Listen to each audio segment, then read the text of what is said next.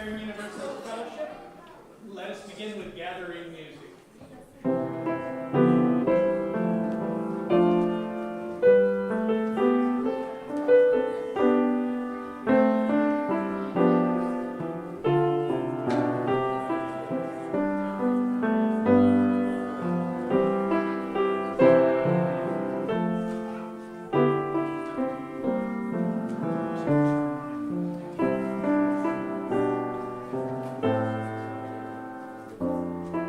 Yeah.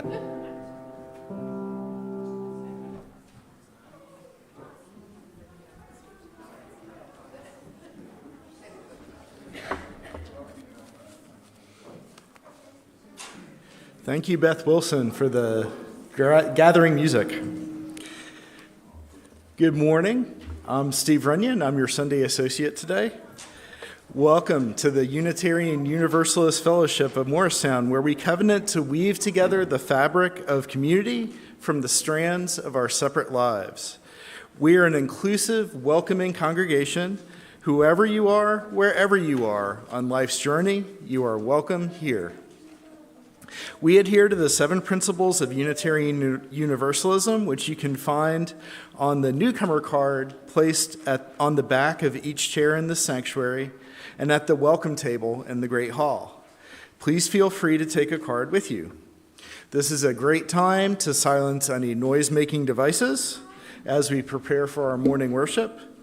And now, in the spirit of hospitality, I invite you to greet somebody you did not come with this morning.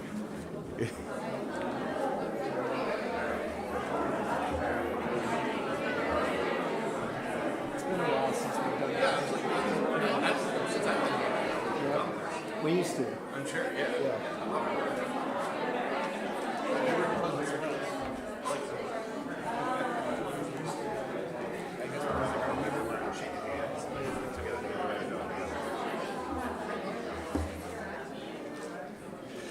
And this, we have a singing bowl, and this is where the singing bowl comes in handy. Okay. So, welcome and announcements. Time for the announcements. Today at 1 here in this room, Beverly Hayes shares her Odyssey.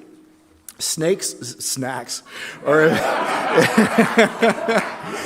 sorry, no snakes. Snacks are available following the second service.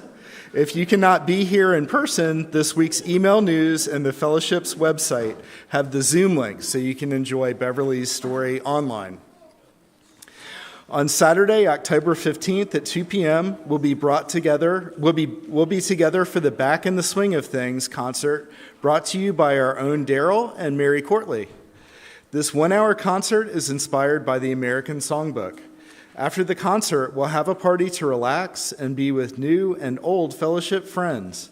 We are providing rides for folks who need them. Today begins our children's Sunday morning religious education with a 6-week unit on environmental justice.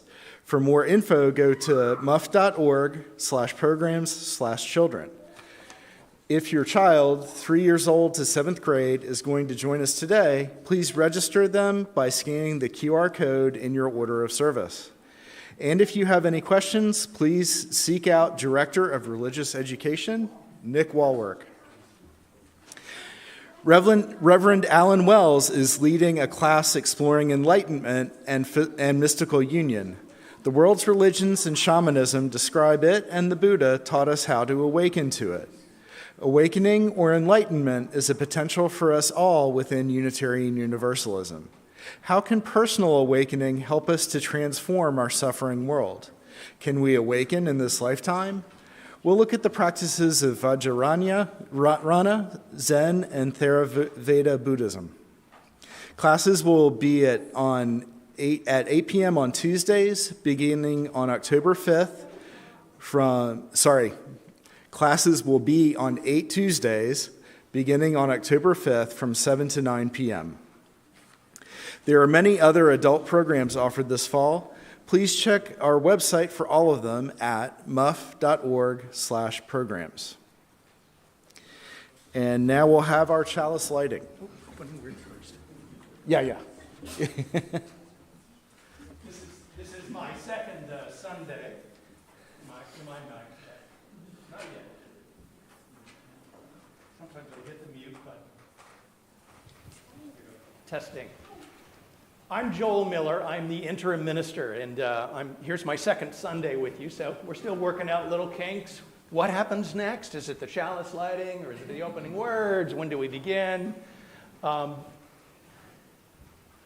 And the congregation's doing an interim ministry. So what does that mean? Well, it means that a lot of things changed all of a sudden, and we're all trying to get used to how things are and how things are going to be. It's like we had a pandemic come, and it kept coming, and then we thought it was done, and then it came again, and then we thought it was done. So one of the things about transitions is that we're really not in control of them. What we are in control of is how we respond to them. And they're always a surprise in the way that they come. I was the minister of a church in Buffalo, New York, a Unitarian Universalist church there.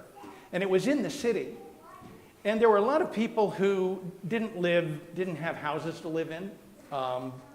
They were struggling for some reason to be able to stay in one place, or to the job they had wasn't enough, didn't pay them enough that they could pay rent. And sometimes, we see somebody, we call them homeless. They're not homeless, they're just people, and they're struggling to live in a home. But there was a moment of transition for that congregation in Buffalo, New York, the Unitarian Universalist Church of Buffalo. One day, in this church, this is a very proper church. It has this old-fashioned stone building with amazing wooden rafter beams that hold the roof up. And people would come in, and there were still ladies who wore little powder blue pillbox hats.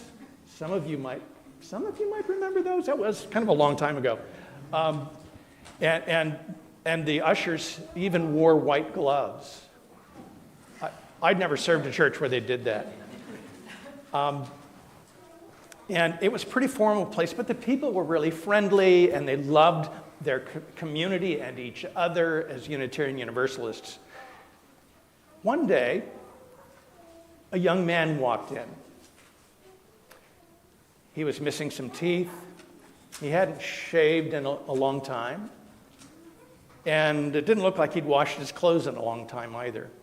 And he walked in on a very busy ingathering morning, like the busy ingathering we had last week, into this formal, fancy church. It was full. There were no seats in the back. And he kept walking and walking. He was looking for a place to sit, but he didn't really want to bother anybody. And he didn't want to sit too close to anybody because he thought he'd make them uncomfortable. And eventually he realized he was getting right up close to the front, and he didn't want to end up in the pulpit. So he just sat down in the middle of the aisle. And everybody had stopped listening to me, and they were watching him. What is he going to do? Well, the head usher, who was this Lee, was a lovely man, very formal, but he remembered everybody's name when they came in. And Lee had been working with talking and getting to know some other people, and hadn't seen him come in until it was too late to help him find a seat. And Lee watched him for a moment as the young man tried to figure out where he was going to sit, and then sat in the aisle. And Lee realized he was feeling really embarrassed, and the congregation was embarrassed. Now, Lee was probably 84 years old at this point. So Lee simply walked down the aisle and sat down next to the young man. And that was a moment that everything changed for the congregation. And I'll tell you why it changed. It changed because the young man who was there wasn't really a visitor. He was coming home. He had grown up in this congregation, and he'd had a lot of struggles, and he'd made it back to his hometown, and he wanted to come back to a place where he knew he was loved. It was interesting that after that transformational moment in the life of that congregation. They said, yeah, we're not going to do the white gloves anymore, enough of that. And we even, one day we had a rock and roll service, and I had this image in my mind of 84-year-old women getting down and rocking it with their pillbox hats on. There was before and there was after. Sometimes transformations happen very quickly. Sometimes they happen a lot slower than we'd like. We're going to have a transformational time together for about 2 years, and I'm glad to be here with you as we talk about what it means, what's the experience of change, of being in an interim time of transformation. Good morning. Welcome.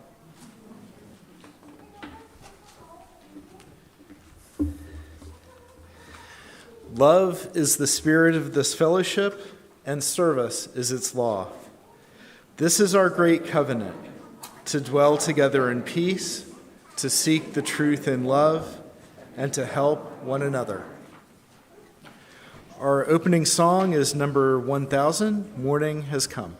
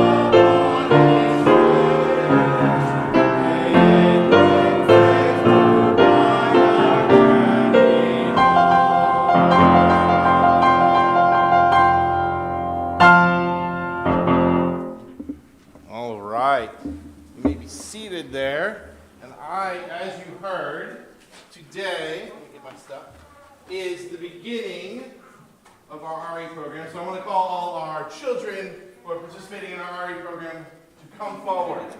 All of you, come on up. You don't even raise your hand. Come on up. Sit and grab a seat here with me. Joel, sit with us. Excellent. It's been great me on my knowledge of the chalice. Hopefully. Put it right here.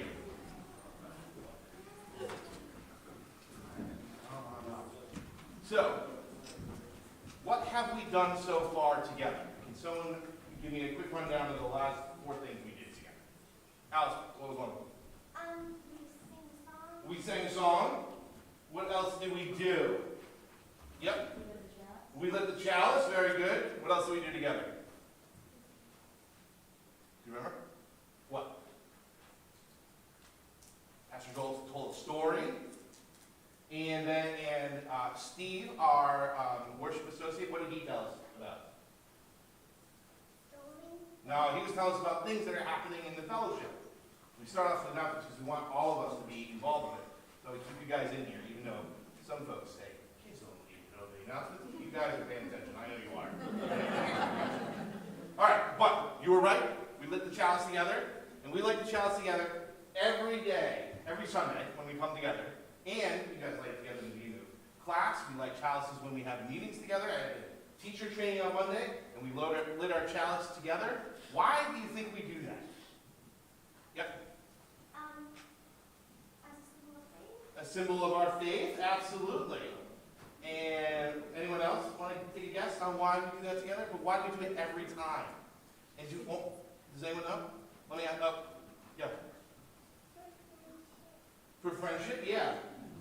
Do you think we're the only one here at the Morristown Unitarian Universalist Fellowship? Do you think we're the only ones who like this chalice? No. No. Who else does? Do you think? Almost every church. Almost every Unitarian Universalist church lights a chalice. And we started at the beginning of our time together to signify us coming together and being part of the community. And then we extinguish it at the end to send us off.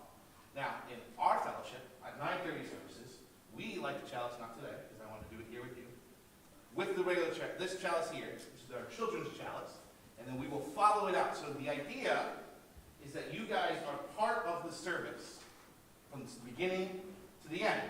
But you guys don't end the service here with us. You guys end it in your RE classes. But still, part of our time together, part of our community, right? It's not separate. You guys, even though you're upstairs or outside today, a lot of you guys are going outside, you're not part of our community here together. We're all part of it together. So we like this together, we follow it out. Does that make sense to everyone? Okay, now, we're going to light it together like you guys do in class. Who knows not only what we say, but also the motions? All right, if you know the motions, stand up. If you don't know the motions, like me, you can learn them. All right?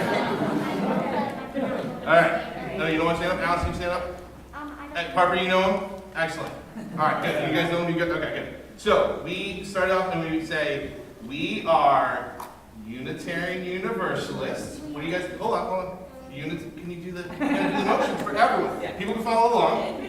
Chalice because we are Unitarian Universalists. We are in Fellowship fellowship of the open mind, loving heart, helping hands.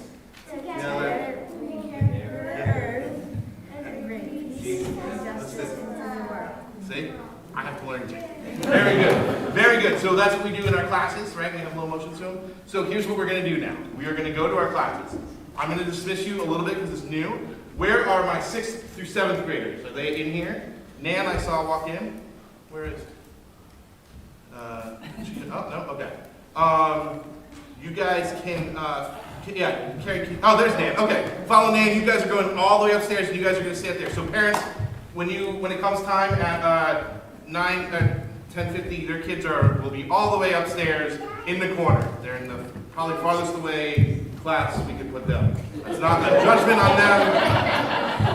That's not anything you say about them. This is what it is. What? Well, I'll get to that. All right. Goodbye. 4th through 5th graders. Where are my 4th through 5th graders? All right. You stand up. And our teachers. Where are my teachers? Gretchen and Phyllis. You guys are also going upstairs? Hold on. Okay, so 4th, 5th graders go. You guys are also going upstairs. You may be outside, outside somewhere. So we'll figure it out. You go with your teachers. They're going to start up in the classroom in room 208. So go ahead, Alice. You can go with your class there. Everybody else, you are going to follow me and all the teachers. We're going to go out this door, and I'm going to dismiss you from there. Okay? Parents. This is the first Sunday. If you would like to meet your teachers, by all means, come on out, say hi. But be sure to come back in here, hear Joel's sermon. It's going to be lovely, I'm sure. So don't hang out there too long. We got things to do. We got covenants to make. We got things to learn. We're going to talk about the environment. All right? Everyone ready? Excellent. Follow me. And who would like to carry the chalice outside for me? Okay. All right, Kira, you got it. Let's go. Lead us out, Kira, this way. We're going to go out this door. Yeah, what's up? Come on outside. Let's go this way. All right, we're all going to go out this side. All right. There we go. There we go.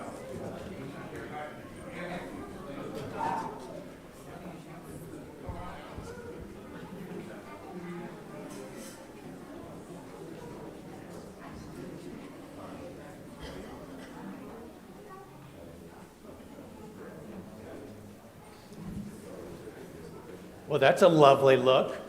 All of those kids going out, there's all this space all of a sudden. Wow. No wonder we have to have 2 services, right?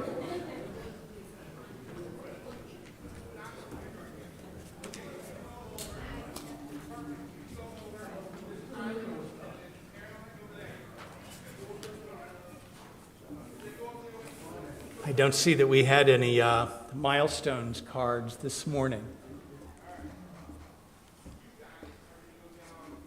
But I know that there are milestones in the life of the congregation. I believe that yesterday in the afternoon, a member of this congregation who went to theological school and was recently called to a congregation in Illinois was ordained, Mandy Huzenga. Did I pronounce her name? Yeah. Woo, Mandy.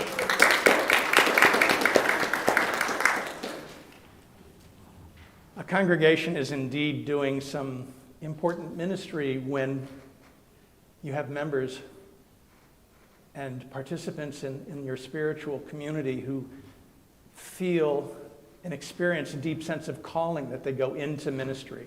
So congratulations, not just to Mandy, but to the fellowship and to all of you.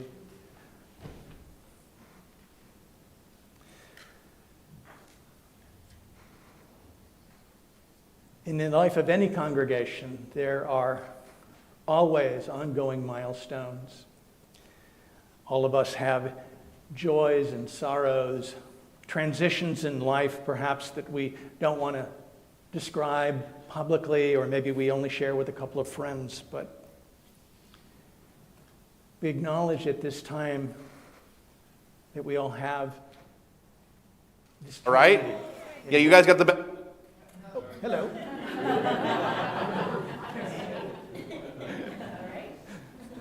Somebody wanted to share a milestone. 11 o'clock, make me a card. It is good that we're here. And it is good that we welcome each other in our fullness. I welcome you now into a time of meditation.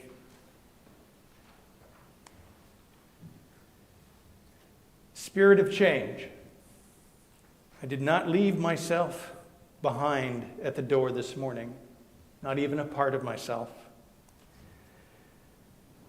I crossed the threshold into this meeting room, expecting to sing, expecting to share stories, expecting to share life. And to do it, I know I have to listen if I really want to hear. I know I have to look if I really want to see. I have to be vulnerable if I really want to love. I want to bring all I am. And don't we all bring all who we are? Don't we truly bring all of our joys and all of our sorrows, all of our beliefs, all of our disbeliefs, conflicted, confusing? Do we not bring all of our fears and all our dreams? Here we are among old friends and new friends and strangers and babies and parents and children, newlyweds and newly single, youth and elders. Here we are, all of us, from all walks of life, all at the common altar of our faith. And that altar is not truly a place. It's us. Like every transition, say from youth to adult, or from adult to elder, perhaps from available to married. If we are to arrive, we cannot set any of it aside. I know this, I do know this, that the self I leave behind those doors will call to me. It does call to me. And it pulls me back to the past in a way that I find myself turning and I knock my hand into the door jamb, or maybe my fingers get caught in the hinges as I'm wondering where I am, and it hurts. But time carries me on, propels us forward.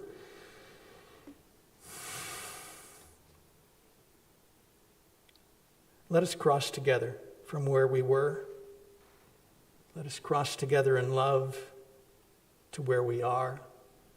Let us cross together with compassion to where we wish to be. And as we go, let us bring all of who we are.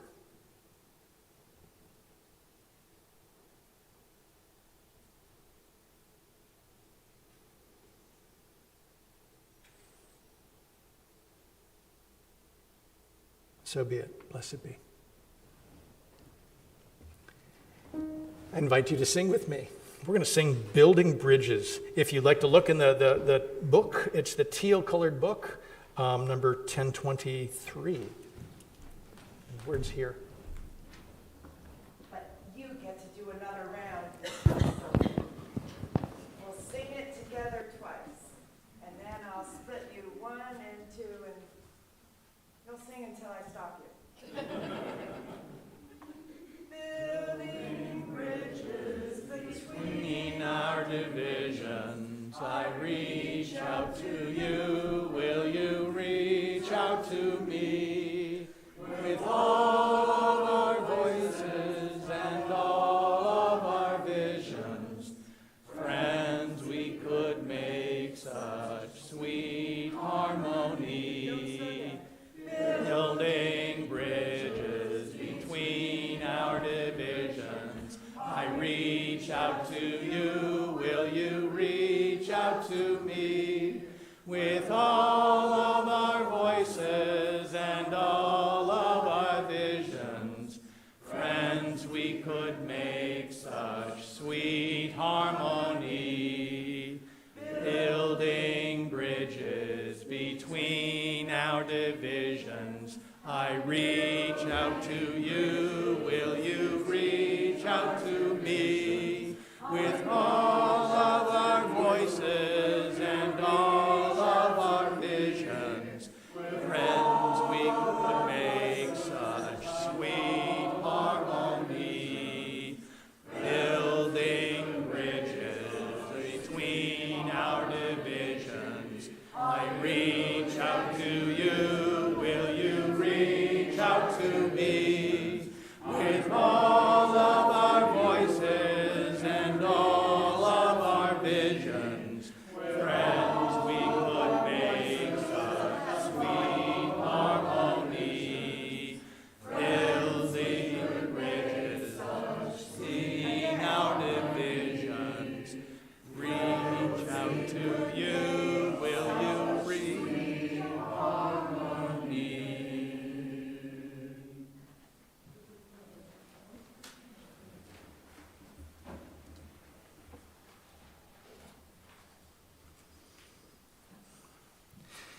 If you've watched the news recently, you know that Salman Rushdie, who 35 years ago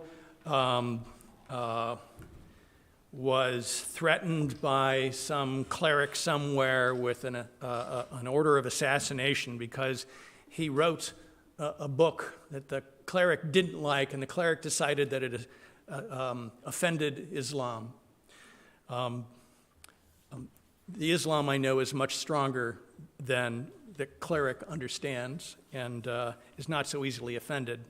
Perhaps the cleric ought to go back and study his Quran a little more closely. And I'm not a practitioner of Islam, but that seems pretty obvious, at least to me as a Unitarian Universalist. Salman Rushdie retold a story, an old Sufi story called 30 Birds. He retold this 1,000-year-old Sufi Islamic story as a way of re-understanding what it is to be in community. Once upon a time, all the birds held a conference. The great bird god, the sea merg, had sent a messenger, the hoopoe bird, to summon the birds to her legendary home far away atop the mountain of Kaf. The birds were not happy about the idea of going to Kaf. It was a very dangerous journey, a long one, a hard one. They tried making excuses. Oh, I've got a previous engagement. Sorry, I've got some urgent business I've got to take care of. I'll come later. I've got friends. I just can't leave them behind. Only 30 birds agreed to make the journey. They left home. They crossed the border of their home, and stepping across the line became a sacred task. Because love drove these 30 birds, their love of the holy, their love of the simurgh. Oh, there were many dangers on the journey. Dreadful mountains. There was a huge ogre they had to fight. Then they had to escape a fire-breathing dragon. Each of these dangers spoke to them. Go no further. You've got to stop. Go back. But the voyagers pushed on. They pushed against their fear, their discomfort, and they were afraid. They found a way past the ogre, past the dragon, and up the mountain. And so it was, having overcome their fears, enduring these trials, they got to the top of the mountain, cough. And they looked around them and they did not see the simurgh. The 30 birds were not happy. They all turned to the hoopoe bird. Where's simurgh? I thought you would understand, said the hoopoe bird, that simurgh was a pun. Because in Farsi, si means 30 and murg means birds. There were 30 of us. Here, let me show you. Here's a mirror. See simurgh. You've crossed the border. You've conquered your fears. You are what you've been looking for. You are simurgh.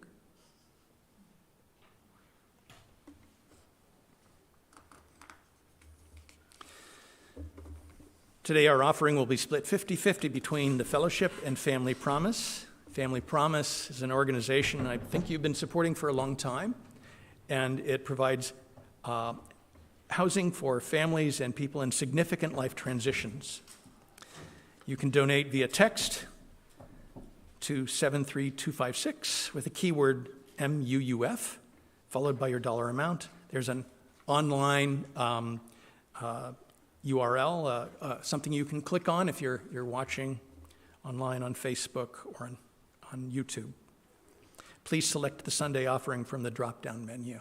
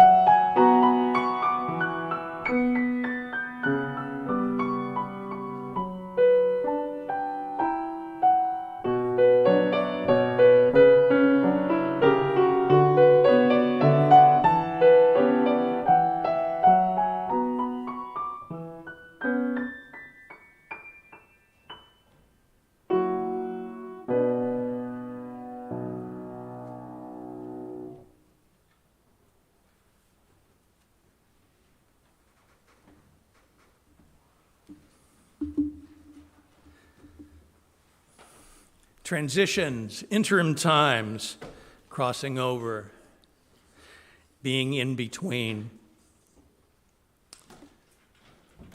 we have this interim time.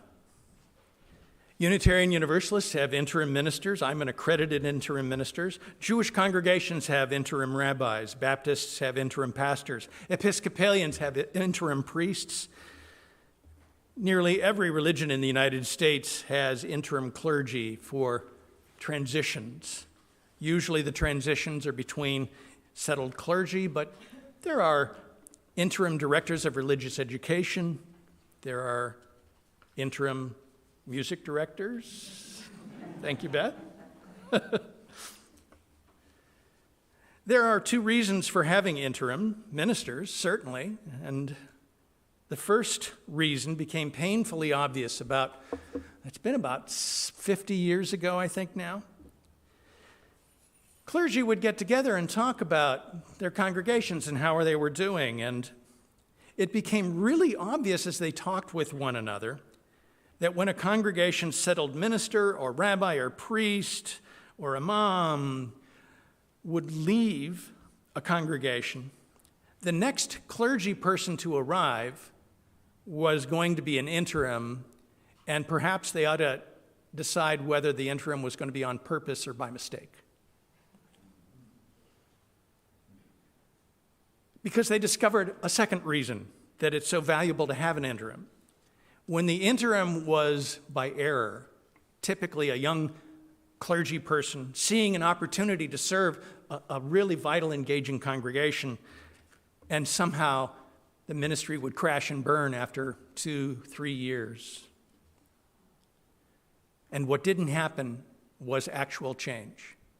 Congregations, religious communities they missed opportunities to adapt, to rediscover who they were, to understand that, Reverend Allison did it this way, and Reverend Joel does it that way, and I liked how Reverend Allison did it, and it irritates me that Reverend Joel does it that way, and then understanding, oh, wait a minute, Reverend Allison's the only person who can be Reverend Allison, and Reverend Joel's the only person who can be Reverend Joel, and whoever follows, let's open ourselves up to who that could be.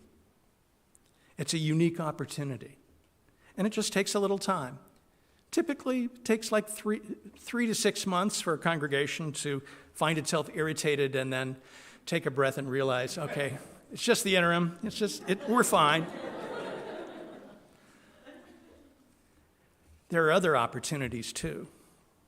Opportunities for change that don't happen in what we Unitarian Universalists called a called ministry or a settled ministry.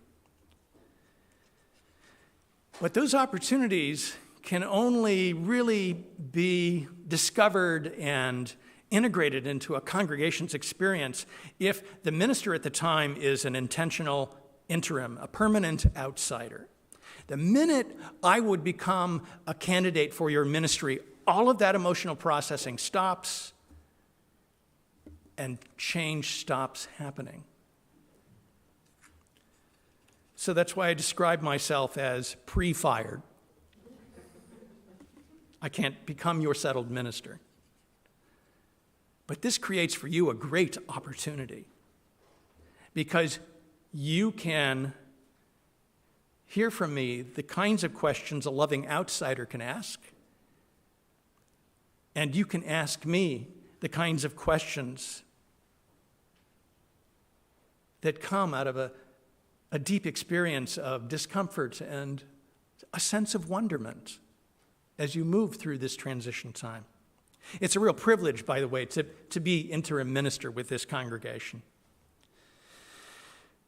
And one of the things I've discovered, I have to tell you, one of the things that I knew about you years ago was you had one of the first cool websites about 22 years ago.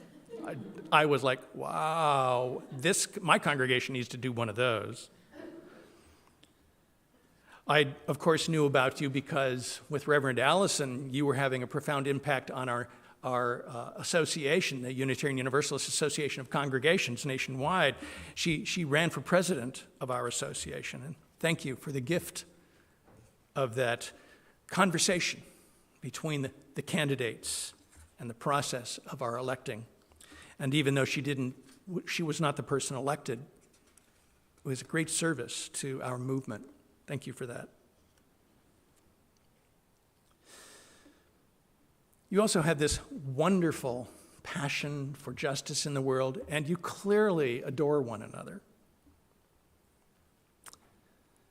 So I'm really glad to be here with you. I attended an interim minister training recently. This one was focused on the eighth principle for me. I've attended many interim trainings. At one congregation, I had a team of 3 interim ministers, and I was the only one with experience. So we went to a training together. Of course, there were the first 2 that I had to take to become accredited. And one of the things that happened at my first training was I heard this story as it was retold by Salman Rushdie. Except that when my small group was meeting and I heard about the story, my small group had to meet outside. So we're just outside, and there's this busy street going by, and my hearing's kind of not the greatest in the world. And I kept hearing the interim minister leading my small group saying, "dirty birds." I thought, is this kind of like a thing where the bird's dirty and goes into a bird bath and clean? What is this? Dirty birds. And finally I asked, and she laughed and she said, "No, 30 birds, 30. And we all laughed. And then I realized I'm going to ask an interim style question. Can we go inside? We couldn't hear the pun, the Seamerg, being a pun on bird god and 30 birds, but there was a change in the story because the story was originally told by a wise Sufi storyteller that the birds always find the simple truth that God was among them all along. And Salman Rushdie retold the story.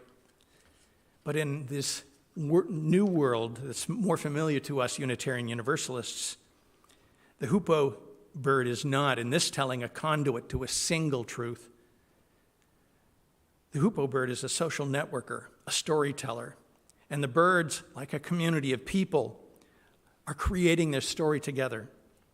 They become and shape their narrative out of their own experience, out of their respect for the past and their respect for the future.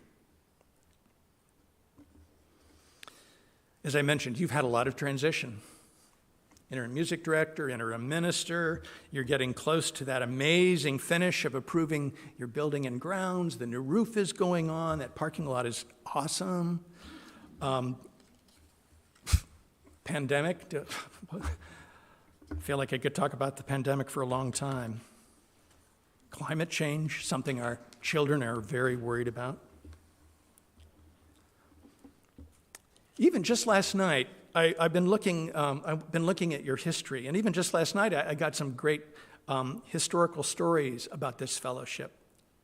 And it was fascinating to me, even just at a glance, to see how much wisdom your spiritual ancestors have gathered in the body that is this fellowship. It looks to me, given the co-founders of this congregation, the 50 or so of them, that you've been working on multiculturalism for almost 60 years. I don't know. I have to look more into that and ask you more about it. But I'm looking forward to hearing your stories. And in those stories that I was seeing, and indeed in my experience on a Sunday morning, I think that we could maybe even approach this experience of life in transition from a Buddhist perspective and realize, every moment is a transitory moment. The moment comes and then it's passed on and we're in a new moment. We're never in the same place from moment to moment. Our heart has beaten several times between just 2 moments. We've taken breaths. And there's those big thresholds, those big moments. A child is born, a good friend dies, an artillery shell explodes. We marry. The way our bodies work has changed suddenly. The moment when a wise man tells a story to a young man and becomes more the man he intends to be. Those multi-year moments in group time, in church time, which is always very slow, when a community experiences a change in its ministers and its staff.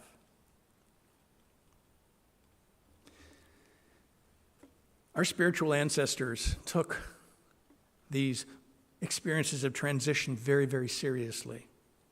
And they offer a lot of spiritual wisdom about how we might experience them. In the old Irish spiritual tradition that was called Welcome of the Door, the dirt floor just inside the doorway of an Irish home was considered holy ground. A writer, Mara Freeman, writes, upon entering, the visitor would stand on that holy ground and say a blessing for the household. And it was said there because the threshold was an in-between place. The limen of a doorway was neither here nor there. And in this crack between the worlds, power emanated from the world of spirits. In the Jewish tradition, the new year begins just next Sunday, a week from now. And during the first 10 days of the Jewish New Year, the gates of heaven are open. The shofar has been blown, and there is a crossover time in which one looks back at the year that was and how one lived, and then looks forward from that evaluation to see where is forgiveness to be requested, where are amends to be made. The ancient Romans, in their pagan traditions, told of their two-faced god Janus, who was the god of beginnings and endings, the god of doorways and thresholds. One face looked toward the future, was very young, the other face very old, just behind, on the same head, looking at the past. Our month of January takes its name from this god. And you've been on a threshold for a while, I know, because, well, you've been raising money for a long time. You've been working on the roof, the parking lot, this addition that's coming up. And it's been a while, and you've had to go through a longer journey than you expected. And man, you shouldn't say this word from the pulpit. You're kind of tough-assed about the whole thing. I mean, I'm impressed. Not a lot of congregations could pull that off. So you know something about transitional experiences. Even in science, there's transitional spaces. The places of transition in environments are where there's the greatest diversity. The edge of a river, water against land, where atmosphere meets the ground, forests and fields, where water meets earth, coral, seaweed, underwater forests. The meeting places of forests and prairies. Ecosystems connect to one another, and life flourishes. And it is it's just vivid in its diversity. So perhaps that's why our Sunday morning experiences are intentional threshold experiences themselves. Tell some stories, sing some songs, we get together, we remember to greet our old friends and make some new friends, remembering that life is always changing, helping one another through our changes and our milestones.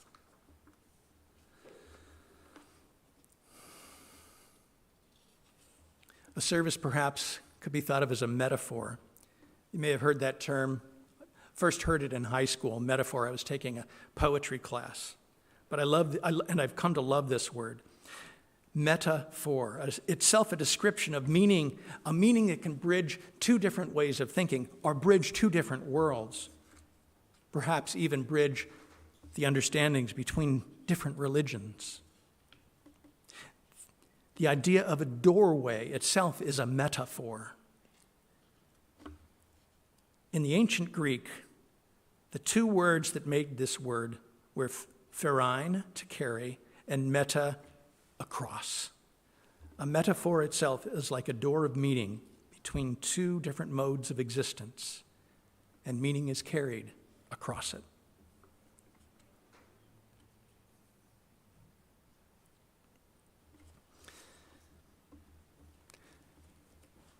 Let me end with a story. It's a story written by Kathleen Norris. She's a poet and a writer, and wrote an autobiography about her many years standing on the threshold of becoming a writer and a poet.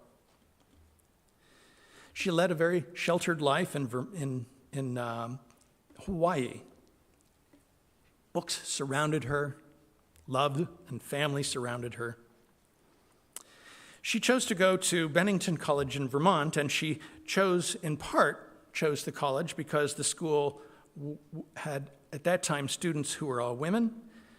She planned to immerse herself in her studies and didn't really quite understand that living in a dorm thousands of miles away from her parents and her home would require her, as she said, to develop a life of her own.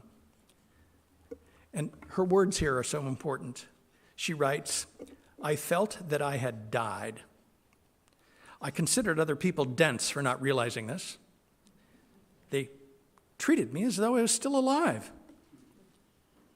One morning, in great distress, I rang the doorbell of the campus apartment of the admissions director. Finding me on her doorstep, blubbering with tears, she appeared surprised the young woman who had confidently quoted Emily Dickinson, Soren Kierkegaard, and Albert Camus in her application essay was just a homesick adolescent. She invited me in for breakfast. I could hardly eat. She listened well, and then kindly advised me the decision over whether or not to remain at school, perhaps I could make it on a trial basis every morning, in the hope the way would become clear to me. Can I stay here one more day? Probably. Most likely. That became the mantra that got me through the next few months. She was living in a threshold experience. And in some ways, she stayed at that threshold for a long time. She lived in New York City, working in publishing for many years, not quite realizing she had one foot on one side of her life and one foot on the other. She aspired to being a poet and a writer, but never quite arrived. And then her grandmother died and left Norris her house in a small town, and Kathleen Norris returned there and decided not just to visit it, as she often did as a child from Hawaii. She returned there and decided to live in the house.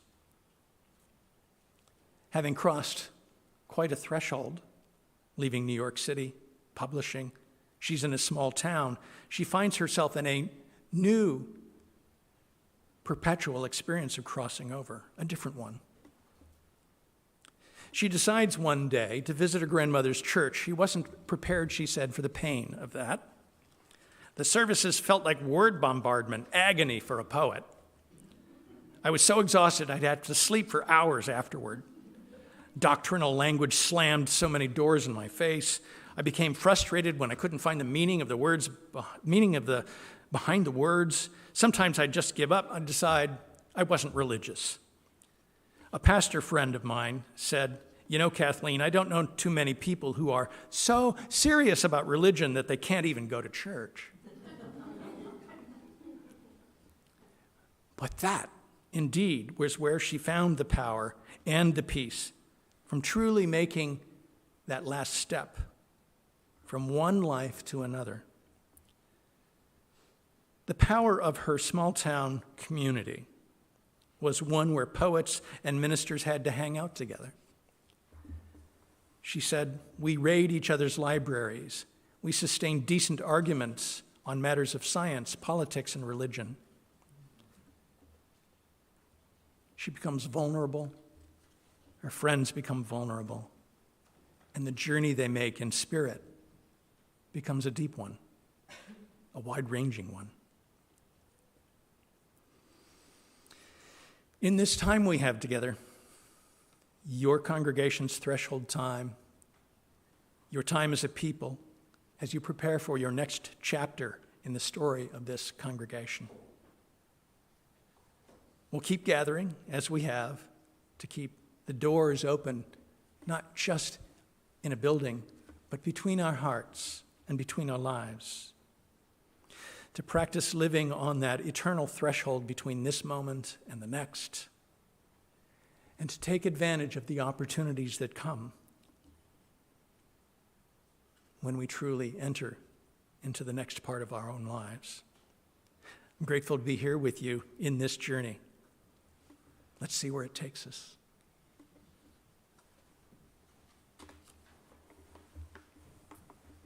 I love this particular song we're going to sing. The fellow who wrote this song, Rick Maston, his mother was a Sunday school teacher of mine, and just a delight. She was actually the person who taught me to say the covenant of or the affirmation, as we call it here, of the congregation I grew up in. And she was delightful, and he was just he just sparkled. And so I know, Beth, that it's a tango, but I said, I didn't know he knew him when I picked this song. It's fine. yeah. So I wanted to sing it a little faster, even though it's a tango. And I think part of the reason is, well, It's fine. we're white people mostly. Not all of us are, but with so many of us who are white, we don't move as easily. That is a thing. So if we go a little faster, I hope it loosens us up. So I invite you to sing. Some of us are older and we don't move as easily. That you did too.